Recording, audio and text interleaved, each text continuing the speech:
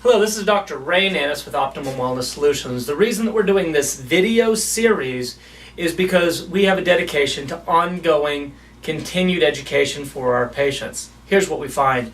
We find that it's not only important that you come in, you get care, and get treatment, but you also become an active participant in that care. We call it active care. If you participate, the more you know, the more you can participate, and the better job we're going to do. We want you to become stronger, healthier, and less dependent on your healthcare providers, more independent on yourselves, so that you and your loved ones, your family, can have an optimum wellness experience. Today we're going to be getting started with what we would typically be doing in our chiropractic orientation workshop, and what I'm going to be doing over the course of the next few weeks is we're going to be giving you little clips. My goal is to keep this somewhere between 3 and 8 minutes so that it's something that you can click on your desktop or on your laptop or even on your phone. Sit down, watch, learn little clips about what's going on, and then we can take everything from there. I always like to start with people from what the chiropractic story is. Where did chiropractic come from and what's going on with this? The story starts back in 1895, actually about 18 years before that. There was a man named Harvey Lillard. Mr. Lillard picked up something heavy, heard a pop in his back, and that was the last thing that he heard. He went totally deaf, and he stayed that way for 18 years. On September 18th, 1895, he happened to be working in Davenport, Iowa. On Braggart Street in the Ryan Building, there was a gentleman named D.D. Palmer. D.D. Palmer was using his body's energy to heal. We called it magnetic healing. He was being very successful. However, he did an investigation of Mr. Lillard, and he realized that there was a bone in Mr. Lillard's spine that was out of alignment. His theory was that if we put this bone back into alignment, then the hearing might come back.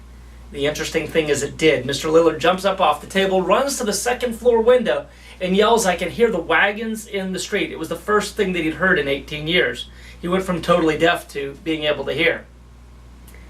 They got so excited about this that Dr. Palmer declared that he could cure deafness. So what did you do in 1895? He advertised, of course, and brought in people. The thing was that it didn't necessarily work. Now, there were some people that did get over deafness, actually quite a few, but what happened was people started getting better from a variety of other ailments that had nothing to do with being deaf. One of the other patients had a heart condition that was not responding to anything, and after Dr. Palmer did his treatment, the heart condition normalized. It took Dr. Palmer about 8 years to really isolate and discover what it was that he'd found and what that he was onto. And he coined the term chiropractic, which means to be done by hand, and in 1903 opened up the first chiropractic school that stands in Davenport today. The interesting thing is he was actually not interested in sharing this information. He wanted to keep it as a family secret, but his son, B.J. Palmer, actually encouraged him to share it with the world, and that's where the practice of chiropractic got its very beginnings. What it was founded on was the idea of tone. What do I mean by that? I mean that the body is designed to be and stay healthy if we can keep the appropriate tone in the body. Why is that important? It's like dialing a radio. If any of you remember the old-time radios with actually a dial on them, if you were just a little bit above or a little bit below the station, you would end up having static. If you were right on, it would be a pretty clear communication. If our body is in alignment, then we're going to have a clear communication between the brain and the body back up to the brain.